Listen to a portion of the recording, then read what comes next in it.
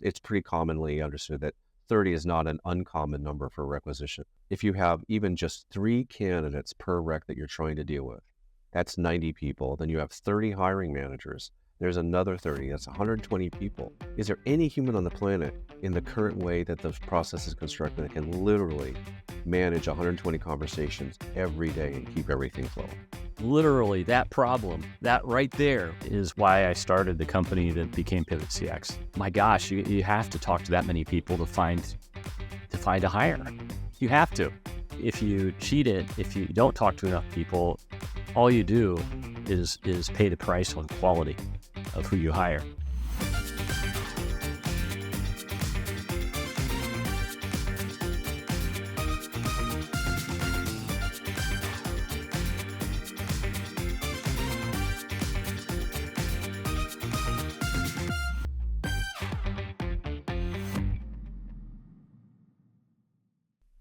I'm Denise Chaffin, and today I have with me David Bernstein with Pivot CX. Did I say that right? You did. Oh, good. Okay. And we have Mike Seidel and the recruiting experience versus the candidate experience. We hear a lot about the candidate experience, but we're gonna take a couple steps backwards and talk about the recruiter experience and how it flows into the candidate experience, I think. So, David, without further ado, as I always say, I will let you introduce yourself and tell us a little bit, too, about Pivot CX. Okay. Well, thank you, Denise. It's great to be here. Thank you for having me. So yes, David Bernstein. I've been in this talent acquisition and technology kind of cross intersection for over 25 years. I'm a bit of a geek and a nerd when it comes to looking at these kind of issues. And I've started as a recruiter in a HR technology company back in the mid 90s, where I had the great opportunity. It was a fast growing company, PeopleSoft at the time. Some of the listeners may know, and we were doubling in size every year. And I walked in to be a recruiter and quickly found my passion was drawn more towards making recruiting work. And what I've seen over the last 27 years is really a misunderstanding about what does it really take to drive recruiting. If you and I could easily throw a rock and hit 10,000 recruiting solutions practically, right? There's so much out there today. Everybody thinking that they know how to kind of tweak the process enough just to make it that much better. And in some cases, there are solutions that are addressing actual needs, but they come at it from just a piecemeal fashion, and they really, from my experience, don't really tend to address the core issue. So I'm super excited to be here today to kind of talk about what I have seen is really at the core, and how do we really make a difference as recruiting. It's one of the most important business strategies in a company is getting that right, and yet it continues to be something that gets a little less attention than I think it deserves. So anyway, super excited to be here. Thank you, Denise. And Mike is also with Pivot CX. So Mike, want to introduce yourself? I'm the CTO here at Pivot CX. I started this company after coming into the HR tech industry via direct employers, and have really been focused for the last few years really on candidate experience, and probably the most important thing to delivering candidate experience, recruiter experience. There are a number of different topics here around this subject. So from your perspective, talking about the core issues, let's talk about what you think the first core issue is for the recruitment experience and the issues around a great experience that would lead into a good candidate experience. And I like how you're phrasing that. There's a whole psychology around what motivates people in a day. And the classic example is as a parent, you probably know you should be saving, for example, for your children's college education, but you have the things right in front of you that you have to deal with. So it's putting food on the table and paying your bills kind of take precedence. And that human need to satisfy the basics first before you get to more desirable outcomes or pursuits is you can't go to the higher needs until you meet the base needs is bottom line. And when you apply that in recruiting, right, there's all this day-to-day stuff that just has to be done. Typically, a lot of it is administrative. And so there's this kind of tension between what I know I should be doing in recruiting versus what I get to do or can do realistically in a day, right? I'm a human. I need to go home at a certain hour.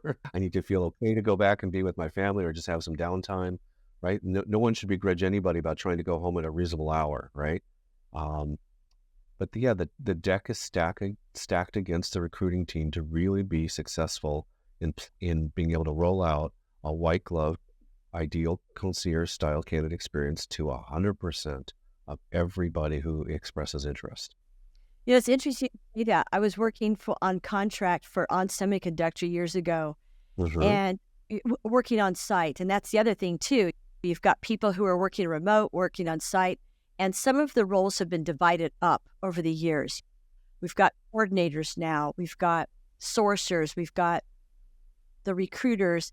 I know when I was working for Intel years ago, they called them staffing consultants because they did the recruiting piece from the time that the candidates started interviewing all the way through to the offer stage.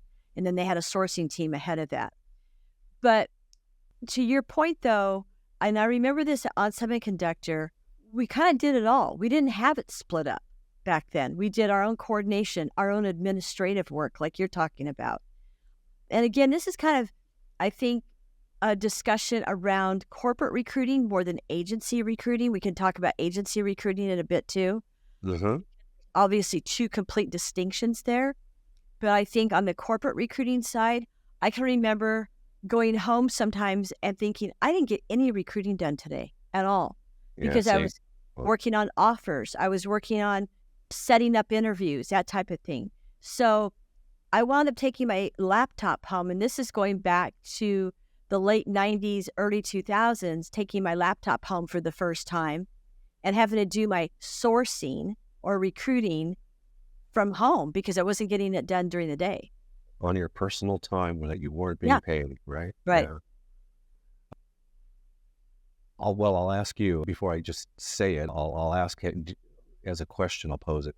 Do you know any recruiter or recruiting team? And I'm doing my hand motion here. That gets up every day and says, "Boy, what can we do today to really create a poor candidate experience?" Yeah. Yeah, Right? no.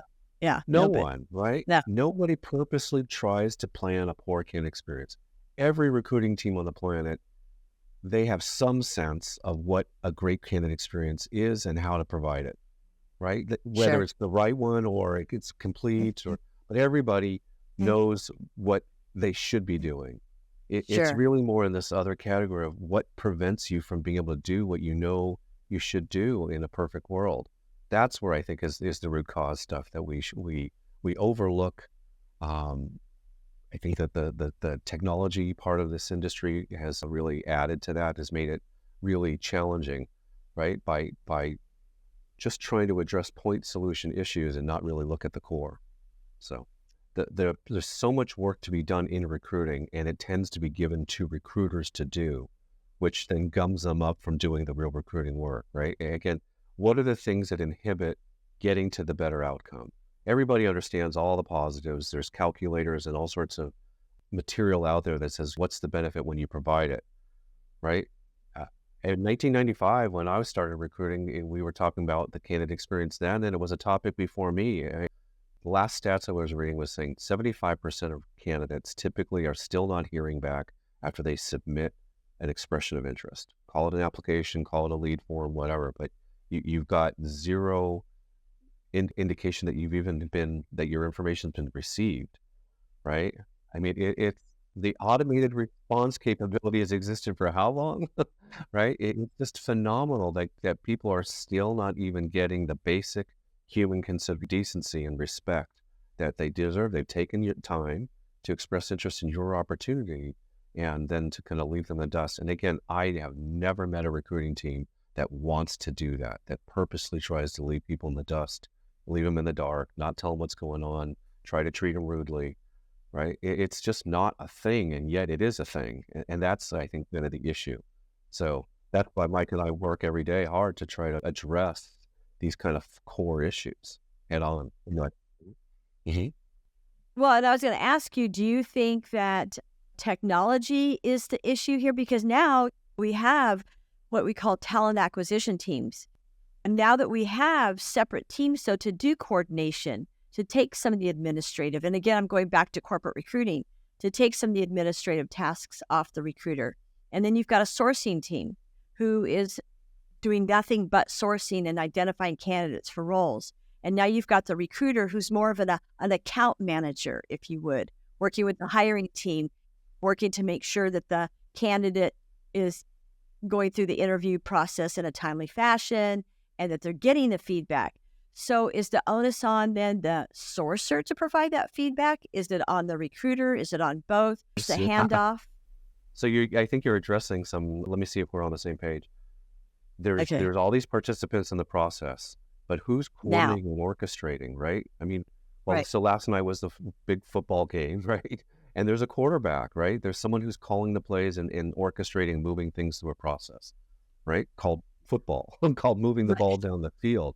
I mean, we tend to, so as larger teams have the ability to kind of separate out duties, but again, how do you kind of coordinate that holistically from end to end, right? So the recruiter ends up, by virtue of who else, right, ends up becomes that quarterback on top of everything else they've done. So you removed maybe some of their duties, but right, they're trying to keep this eyeball on this one wreck while they're trying to address at least 29 others, right? Great analogy. I like that. Great analogy. Yeah, because if you think about it, it's almost like the quarterback's like the talent acquisition manager trying to manage the process.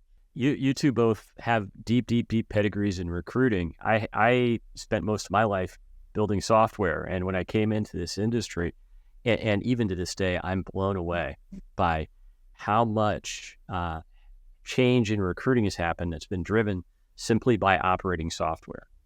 Oh, So if sure. we look at a lot of these roles that we have, the reason we didn't have them prior to the ATS was because there wasn't the technology there. And then, what I've seen happen is as the tools pile up, the number of technology-focused employees in recruiting teams increases and increases. And that can be a wonderful thing if that technology is delivering a great experience to the candidate. And more importantly, it's making it so recruiters can do a whole lot more work in the same amount of time and not feel like they're being crushed. And I'm kind of wondering, and Denise and David, maybe you could talk a little bit about this.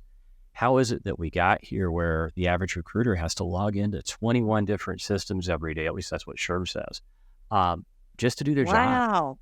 I didn't know that. I call it toggle fatigue, right? How do you, right? Toggle fatigue. You're trying to run around, and on top of everything else, you now have another job, not just coordinating the process, but now you're trying to be expert at so many different systems, use them at the right time and the right way, right? Just adds to a very challenged process as something as important as getting the right people in the door. So do we have too much technology?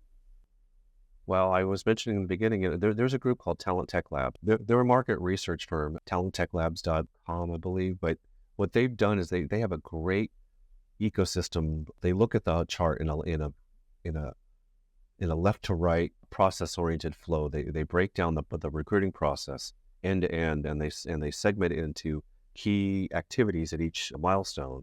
And within each milestone, they have kind of key categories of software you could buy. And within each of those categories, there are bubbles on this chart.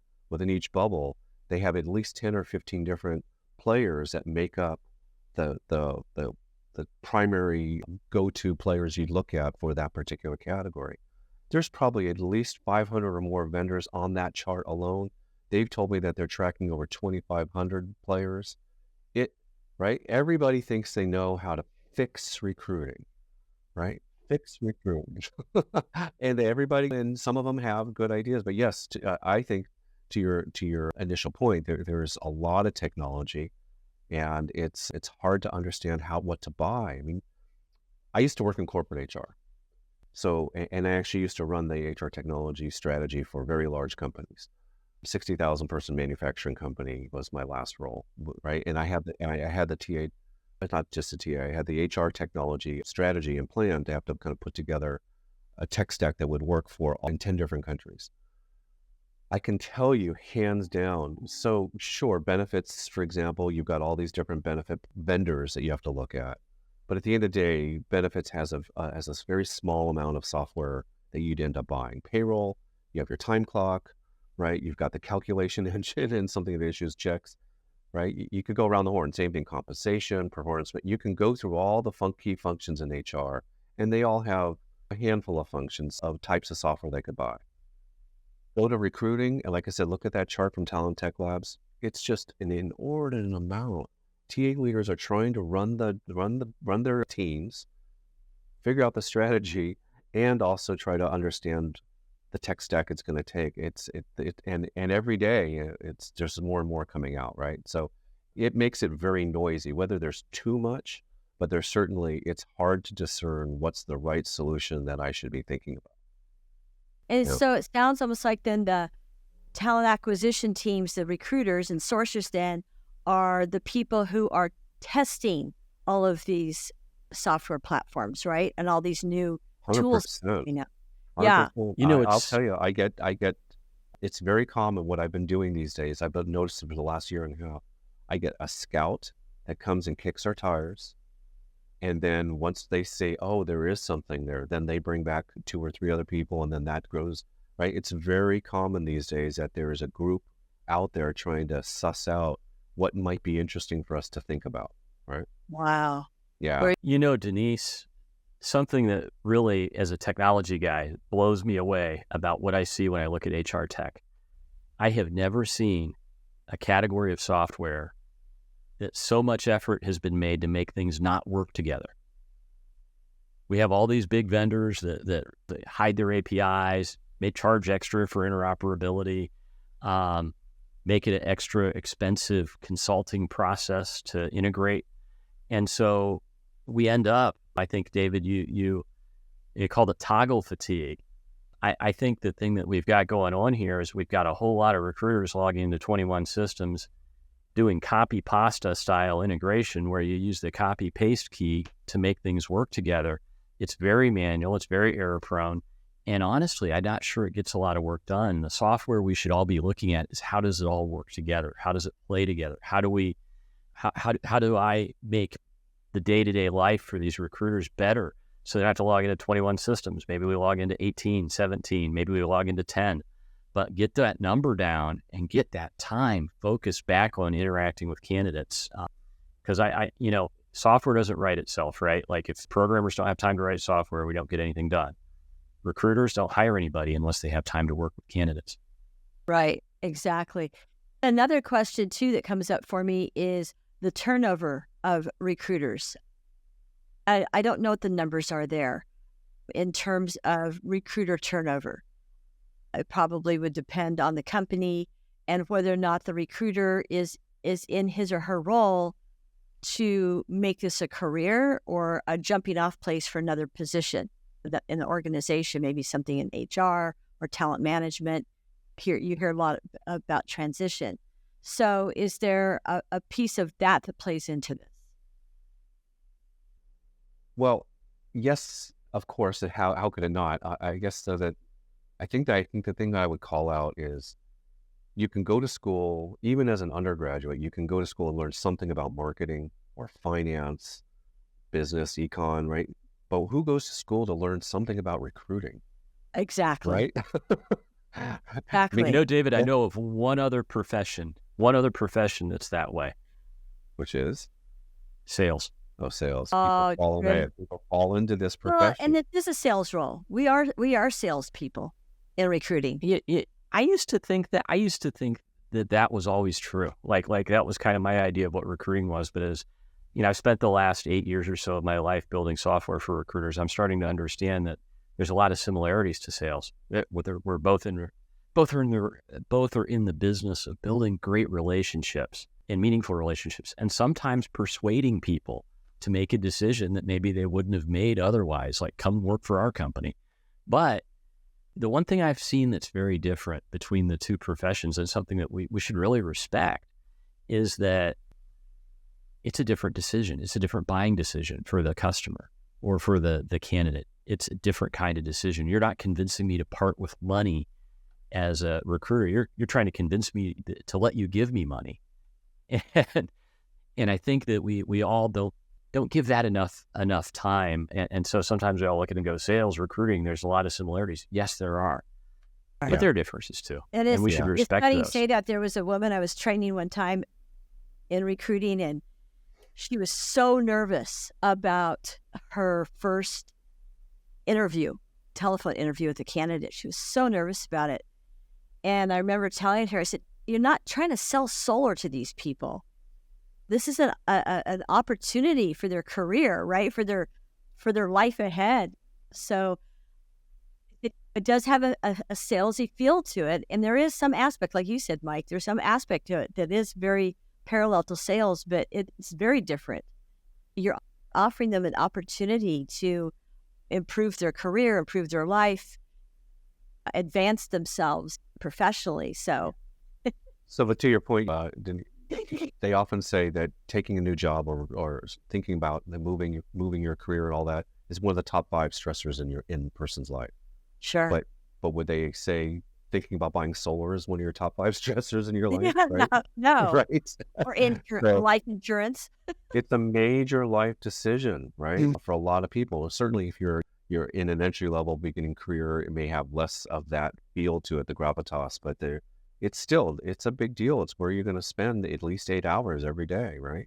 For the foreseeable future. So it isn't as just straightforward as trying to sell someone a widget, right? It's okay. I've got a question. I've got to ask both of you, because what you just said about how people approach jobs, it blows my mind because, SHRM has a statistic. They say, I believe it's 90% of candidates take the very first job that they're offered. So we have this important, like huge life decision. Yet the thing that indicates which job that candidate's going to take isn't the quality of the offer, the amount of comp, or any of that. It's just, is this the first job I got an offer on after I started my search? Wow. Yeah. And I wonder if that's around fear. My first thought that came to my mind when you asked that is around fear of not getting a job offer. Right. This is going to be the only one. I got to take it. 2 things come to mind. Somebody else will get it, or I won't get another offer. Yeah, a bird in the hand won't. Yeah, a bird in the hand is worth 2. There are elements, like you were saying, of sales and marketing. There's these kind of components, and how can recruiting learn from it, especially if you didn't go to school? I mean, I think one of the challenges we see regularly, Denise, is that we say these phrases like recruiting is sales, and the average recruiter would say, well, okay, you're selling an opportunity to people. I kind of get it. But since they don't know what it really means to be a salesperson, right? They don't understand the mechanics of that. There is a rubric, there's a framework, there are tools, there's methodologies that have really been found to be successful to get to closing a deal. So a typical recruiter may understand they're doing sales-like things, but they don't understand what does it mean to really be a top-notch salesperson. Am I making sense as I say that? Yeah. Well, and okay, and we were talking about relationships a little while ago as well, and sales is building a relationship with somebody, right? In sales, you're building relationships really in recruiting with both the hiring teams and with the candidates. So your account management, if you would, and working with the hiring managers is one relationship, and then your relationship with the candidate to get them from start all the way through the finish line is a whole different relationship. And I wanted to explain too. That's the candidate experience, right? Well, here's the thing though. Years ago when we were recruiting, we didn't have all the tools that we're talking about. We used to follow the candidate from start to finish for a couple different reasons. One, we wanted to make the placement, especially if we were on the agency side, or if you had goals you had to meet internally, right?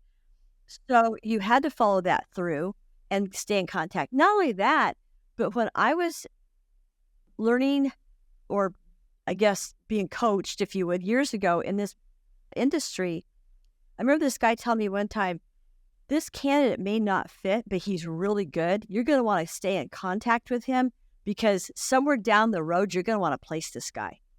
And I remember thinking that got embedded into my brain. So I would always stay in touch and keep people on warm, if you would, because I never knew when I was going to reach back out to them. Not only that, but those were the people too that would give me names because we didn't have LinkedIn back then. They were our resources. They were our LinkedIn. So you kept in contact and you built relationships with people because they were the people that you went back to if you needed a name of somebody from ABC company, that type of thing, because it worked there. And it's very similar. The studies are that, at least the stats I've read, nearly 60% of candidates who don't get the job will still be willing to engage with you a second and third time if their experience was good. I mean, again, another example of every recruiting team, whether they know that stat or not, they know, like you were just saying, intuitively they know you've got it's just how do you do it? How do you actually literally every day slog through and be able, I mean, if you just do the math, let's just think about if you had 29 or 30 recs, right? It's pretty commonly understood that 30 is not an uncommon number for requisition count for a recruiter, right? If you have even just 3 candidates per rec that you're trying to deal with, that's 90 people. Then you have 30 hiring managers. There's another 30. That's 120 people. What is it? Is there any human on the planet in the current way that the process is constructed that can literally manage 120 conversations every day and keep everything flowing? Maybe that's the issue then. Maybe that is the core issue that we need to be looking at. Denise, how many recs they get. Literally, that problem, that right there, literally is why I started the company that became Pivot CX. I saw it. You just saw with the recruiters that my gosh, you have to talk to that many people to find a hire. You have to. There isn't a way out of it. And if you cheat it, if you don't talk to enough people, all you do is pay the price on quality of who you hire. There's no way out of it. You have to go through the quantity to get to the quality. And what I see out there and what I saw that kind of prompted me, hey, I need to make some new software and hopefully not give people another tool in that stack of 21 things. Hopefully we don't make it 22. Hopefully we do addition. We do subtraction by addition. Yeah, that's amazing. It's real though. If you think about it, let's just start with the basics. You're going to have to log into some kind of office suite. You're going to have to log into some kind of email system. You're going to have to log into wherever you keep your files. I'm 3 systems in, and we haven't even said recruiting yet, have we? If I keep going, by the time we're done, we'll have a CRM, we'll have an ATS, we'll have a whole bunch of little tools, one for video interviewing, one background checks, assessment tools, yada, yada, yada, right? Just goes on. By the time we're done, I think 21 might be low for a lot of companies, especially if you've collected up tools for a few years. But the reason, what I saw out there was I saw that recruiter productivity is a real issue. And it's not that the recruiters aren't working hard enough. My gosh, they work really hard and they do a great job with what they do.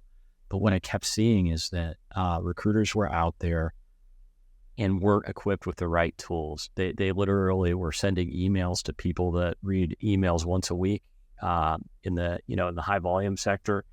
And when you got into more pedigreed positions or things that require degrees, white collar, whatever, you ended up in a situation where you couldn't get a hold of people because there was no way to get to them. They were surrounded by gatekeepers.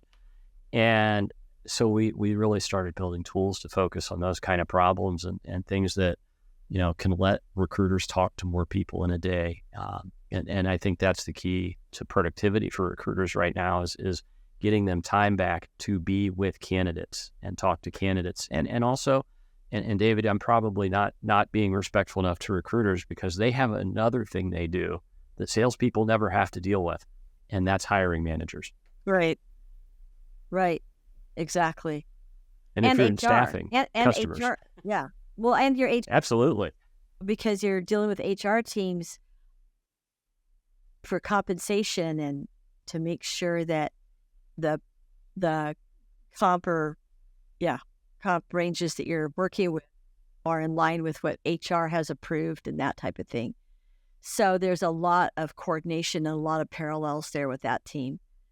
So let me ask you about Pivot CX then. So how is Pivot CX then positioned to help connect the dots then for recruiting? So right off the bat, I mean, so I'll call it out. We were just talking about you got to go through the quantity to get to the quality. And the way we see that, the way that manifests in recruiting is we see the funnel, right? We have and we want the funnel to be super wide at the top so that there's more people to consider, but therein lies the challenge. So we say recruiting is broken, my phrasing, because someone, if my car is broken, it doesn't drive. It could have problems, right?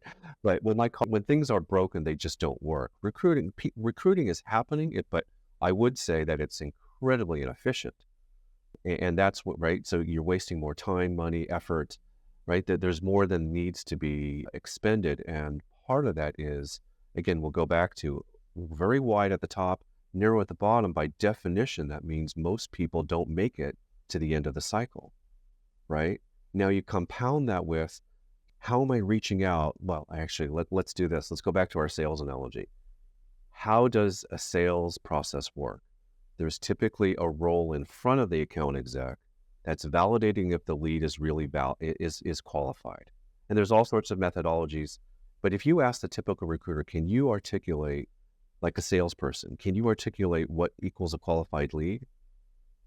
Right? In sales, one of those frameworks, and there's a lot of them, but one of them is called BANT, that the person you're speaking to has the budget, they have the authority, they have the need, and they have a timeline. And when you know you're talking to someone that meets those 4 criteria, you're in sales, you can move forward, right? How many recruiters could say interested, interesting, affordable, and available? How many of them really understand when there's these 4 criteria on a candidate, I can move forward in the process? When they're interesting, when they're interested, right? Those are 2 processes we have to validate. We have to get through and make sure that they are interested and that they're interesting. We have to assess them and all that, right? That they're affordable and that they're available right now, right? These are our criteria in recruiting. And when you then give that duty to a recruiter, in sales, they don't give that duty to the salesperson. Again, there's a role in front of the salesperson that's doing all that gland handing, speaking with the leads, validating that they really have the criteria, and then they move them forward in the process, kind of like we were talking about before, right? There's a choreography, sourcers validate, and then they hand it over, and that kind of orchestration. So the last piece I'll say is, and I'll use another kind of psychological phrase here, but I do think they apply. There's this concept of learned helplessness. Have you ever heard this phrase? Or maybe not. Maybe if you've not even heard it, but you can kind of understand. We've learned to operate in a certain way where we don't believe that there's a different way.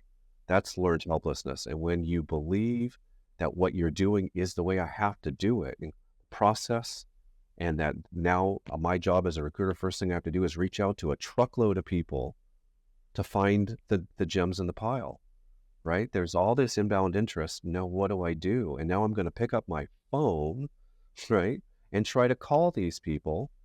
But that, there's a fallacy, right? When mobile phones came out, it was liberating. When we now think of them more as smartphones with caller IDs, where most people then look and say, oh, do I want to answer that call? I don't know who that is. Should I listen to the voicemail? Probably not, right? When do I have time to read an email, right? When you think about these kind of things that recruiters believe is inherent in their process, and that's where they don't challenge that, and they don't think that do I really have to be the one to do this? Is there a different way I can contact these candidates? When they think that this is how it has to be, then you end up in this world of, well, there I go. I've got 30 recs and I got to try to talk to 120 people every day. Yeah. And I got to toggle through 22 systems, and I'm not trying to find a different way to do things. And I give that as a long intro to your short question, which is, that's the stuff that we really try to focus on. How do we give you different roles and different mechanisms to be able to do the kind of work, change up, make it easy to orchestrate a process, give you new tools to communicate with the candidates, be able to do that efficiently, have it in an integrated process flow, right? Some of these kind of things are just, again, when Mike and I look at the problem, it's like, seems so obvious, right? Why wouldn't everyone, right? And yet we find ourselves kind of this island out there in the technology world with a solution that most people don't really understand could exist, right? And we have to, the aha moment is like, oh my gosh, you mean there is a different way? Well, maybe they're not even identifying what the real problem is. They think it's this, but Oh, good point. but maybe it's something else. I had a conversation with Jerry Crispin a few weeks ago, and he mentioned that I think it was Johnson & Johnson he was working for. They would receive like hundreds of resumes, right? And this is back before technology, and how they would come into the mail room because people were mailing their resumes in, and they had on the outside the requisition number for the job they were applying to. And so then their mail room then would be sorting all of these resumes. And he said they would literally be putting these resumes into a tub, like a child's little plastic swimming pool full of resumes. He said, but every single one of the people that had sent in a resume was getting some sort of a postcard back if they weren't a fit. If they were a fit, then they were contacted, of course. But the people who weren't contacted or weren't a fit for the position, they were sent a postcard. Thank you for applying, blah, blah, blah. So every single one of them was contacted. Now, if we were able to do that back several years ago, physically, manually, then what is the solution to the candidate communication problem digitally? Yeah, well, there are modern, in-the-moment types of communication tools today that can be utilized. These in-the-moment tools, texting is a great example. I mean, we at Pivot CX, we didn't invent texting for recruiting, but we've perfected it. I certainly am a believer. We've definitely figured out the right way to incorporate it in a way that marries up with the workflow and is part and parcel of what is just a natural extension of what everybody's doing in the day versus, oh, now I have to go find my personal phone, and now I have to, right? And now how do I keep track of these various conversations? It's just giving them an alternative venue and a way to do that kind of process that we all have to do, but now making that process more efficient. Back to recruiting's not broken, it's just super inefficient. And if you can address the inefficiencies, you then get the opportunity to be able to think about how you can engage better, give better concierge style in process. At least acknowledge that I got your darn submission and where you stand in a process, right? Most people don't even get that courtesy. Right. Yeah. And there's some companies that do. There's some companies that are really good about, hey, we just received your resume. If you want to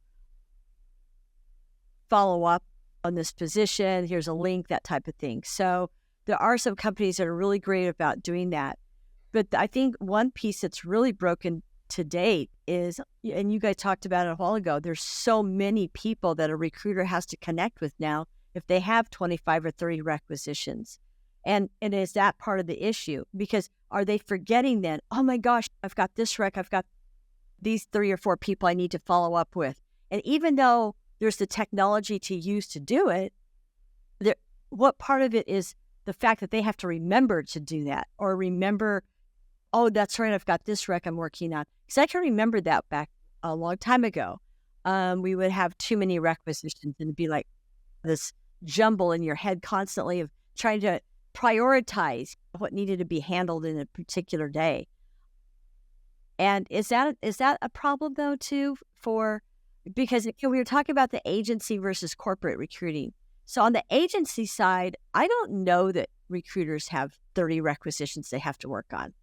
Now, they might have multiple requisitions with the same skill set that they're recruiting for, but they don't have all of the administrative tasks associated with recruiting the same way that corporate recruiters have. And so with corporate recruiting, does corporate America need to look at that and lessen and maybe farm out more of their recruiting to other people, or bring in more people to help with that process to lessen the number of requisitions a corporate recruiter has to manage? Maybe that's part of the problem in itself. There's a strategy for sure, right? Mm-hmm. David and Denise, I hear that one a lot, like too many requisitions from recruiters. And I want to share a little story with you that comes really from when we originally were not Pivot CX. We had a different product that was kind of a Yelp for jobs, job board thing. COVID hit. We lost 85% of our customers. We had 4 customers that stayed with us at that point. And the 4 that did, we were kind of doing this prototype chatting service. We didn't have software even. We were just doing this as a service for clients where we were engaging with the top of the funnel. And A couple things came out of that. Number one is I watched a bunch of interns every day talk to 250 unique candidates, not recruiters, just interns. And they were able to get those candidates through the top of the funnel. And that was pretty cool. I was like, okay, this is nice. We figured out texting is really good because we could do this initial communication really, really quickly, verifying skills, verifying that people had the things that we really need in order to proceed in a recruiting process. But what was even more magical about it was you could tell someone immediately when they weren't qualified. And if somebody didn't hired a software Java engineer and you get a developer that doesn't know Java, it's really easy to tell them, we're not going to move forward with you because you don't know Java. Is it okay if we reach out to you for other jobs you are qualified for? And of course, every candidate there is will say yes to that. And when you tell them right in the moment, that was for me like this big thing that a big eureka moment. If you tell people in the exact moment that they're not qualified or that you're not going to move forward with them, you end up with a totally different kind of relationship with that candidate, one where you can go back to them later on and they still like you. Okay, so let's talk about that. What is that segue? Because I think that is a big fear factor for a lot of recruiters, especially recruiters who are newer to industry.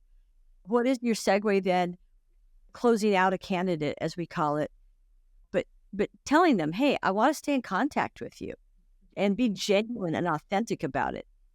The talent board, which now got acquired by ERE, but still the research that the talent board does, they consistently find all the years that they've been doing it, right? There's some nuanced findings every year, but the general theme that they consistently find are two issues that lead to someone reporting a poor candidate experience. And it's really nothing more than the golden rule, right? Treat others as you'd want to be treated. It really, I hate to say it, but it's really that simple. I mean, when you don't get what the two issues generally say are, when you don't feel like you were treated fairly throughout the process and a chance to really represent yourself.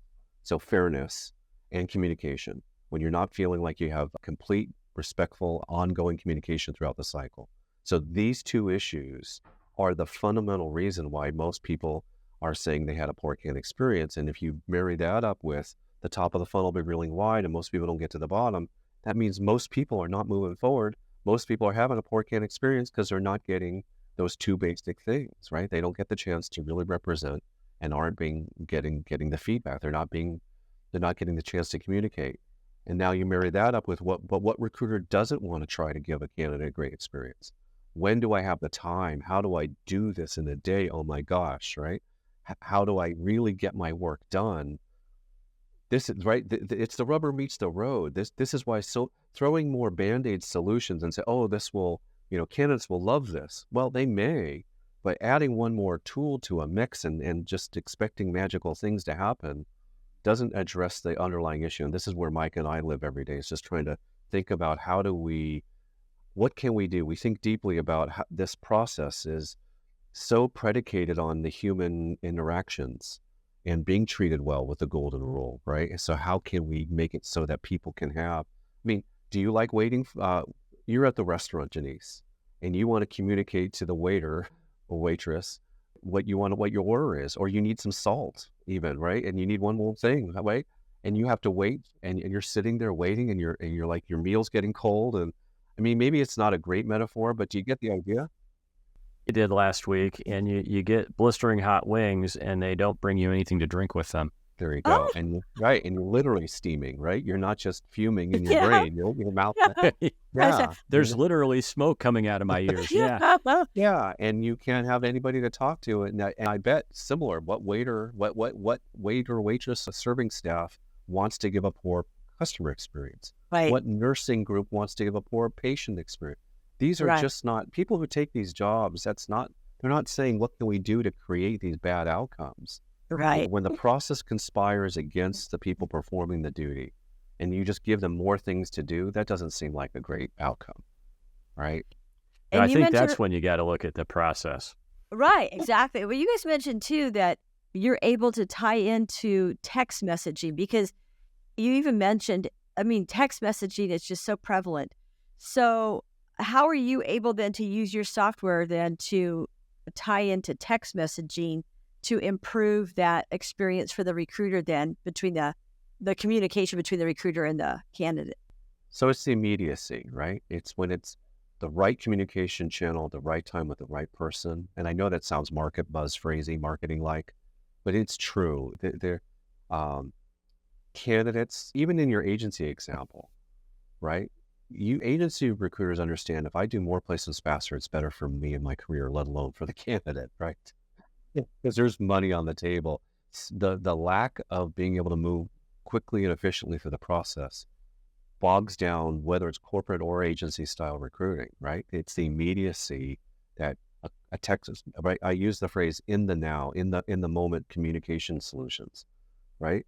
Again, ask yourself, everybody listening to this podcast, how many times do you answer a phone call when you don't recognize the caller ID these days? And if you don't answer it, why would your candidates? And when was the last time you listened to a voicemail? And how often in a day are you getting to your personal email inbox, right, for things? And we as recruiters work during daytime hours, and candidates we want are already at work. So they're not going to see your email at best till the end of a day when you're not working, right? And it just, right? So that process and using those tools, so when you weave in an immediate, modern, in the now communication solution with a workflow step, and that's really, I mean, it sounds so basic, but that's really one of the big deliverables that we bring to the table. And then you got someone on the line and you're available, and then how do you move that to even more in the now, which is a phone call or video? How do you, when someone says, yes, I'm available and now is a good time, and now, yes, we can talk, and you can move to something even more efficient than trying to type your messages, right? Verbal, right? Yeah. Well, a couple other takeaways from this conversation too is, number one, there was a guy that I worked with years ago at Intel. He was a talent acquisition director. Great guy. I really enjoyed supporting him. And he made a comment when he was British. And he said, I think that every recruiter should start out in the agency world and then move into corporate. Because you guys were talking about too, about there's no training required to be a recruiter, right? There's no education, there's no like program. Right. But at least if you go agency, you learn a process, right? You learn a methodology, right? Exactly. In fact, there used to be a company years ago, I don't know if they're still around, called Management Recruiters. And they used to train recruiters on the business. And but Ian had mentioned, he said, I think that every recruiter that comes into corporate America should have worked at least 2 years on the agency side first. No, he you're said, right. And number one, because your sense of urgency is different. Right. Your mindset around recruiting is different, and you will provide better candidate experience because in the agency world, you do have better candidate relationships because those candidates are your bread and butter, whether it's now or whether it's 6 months from now or now, that type of thing, right? Absolutely. Yeah. So I think that he had, and I even told him at the time, this is going back 2010, and I said, yeah, that is a really good point, because I was working on a contract for them at the time, and he asked me, he said, did you start out working for an agency? And I said, actually, I did. I worked at an agency for a long time. And he said it shows? Yeah, he made that comment. He said there's just a different methodology. There's a different attitude about recruiting, a different sense of urgency. And again, too, just that whole trying to stay in contact with the candidates, there is more meaning around it. There was a guy that contacted me over the weekend that I worked with in probably 2000, 2003, in that time frame. And he was a hiring manager that I had supported. And now he is a corporate VP of an engineering company, and he's contacting me. So for any recruiters who might be listening to this, keep in mind that a candidate that you're working with today could wind up being a client for you or a hiring manager for you that calls you into another company. They could be your next step in your career. So you never know. I mean, follow those relationships, right? From start to finish. It's important. But I think corporate America also has a responsibility of keeping the rec load. And Mike, you mentioned keeping the rec load down for the recruiters, because otherwise you're going to have turnover. people are going to burn out with, regardless of what kind of technology you're using. Too many requisitions has turned out more or caused more people to leave a company to go to a company that's got a smaller, what would you call it? Oh, a smaller workload for their recruiters. 100%, right? I'm talking to a prospect right now. She says, after 9 months on the job, I've been able to get my team's workload down to 75, right? Wow. Could you Wow. imagine what that would be like every day to go as a recruiter into that kind of environment and try to be super excited and engaged to sell the company and say, you should want to work here when you yourself are feeling at your wit's end and burned Overwhelmed. out, and what can you do every Overwhelmed. day? Yeah, Yeah. And I think that there have been a number of recruiters I've worked with over the years when I've asked them, if I've hired them, for example, say, hey, well, why did you leave XYZ company?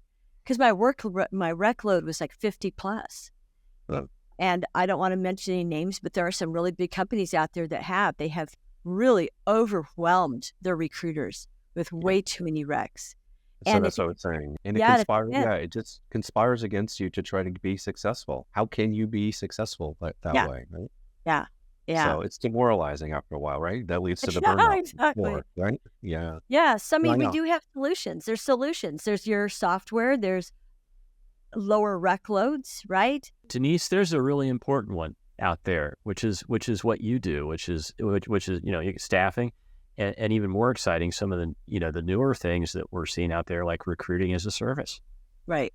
Oh, thank you. I appreciate that. Yeah, because I mean, that is what we do. We come in and help people, especially if they have a big, what would you call, hiring ramp over the next 6 months or a year. Instead of overwhelming their recruiters, the smarter companies are bringing in companies like ours. Hey, we need help with our team. We don't want to lose our team to our competitors. So we're going to bring in your company as a resource to help our team then.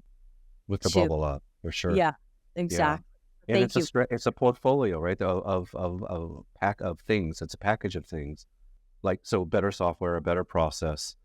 What are the right roles when you bring in outside help? There's not a singular silver bullet, right? But if we go back to, if we can agree to use the phrase learned helplessness, and you think that this is the way it is every day and this is what I'm going to do, or do you challenge that and say, there's got to be a better way? What is that better way?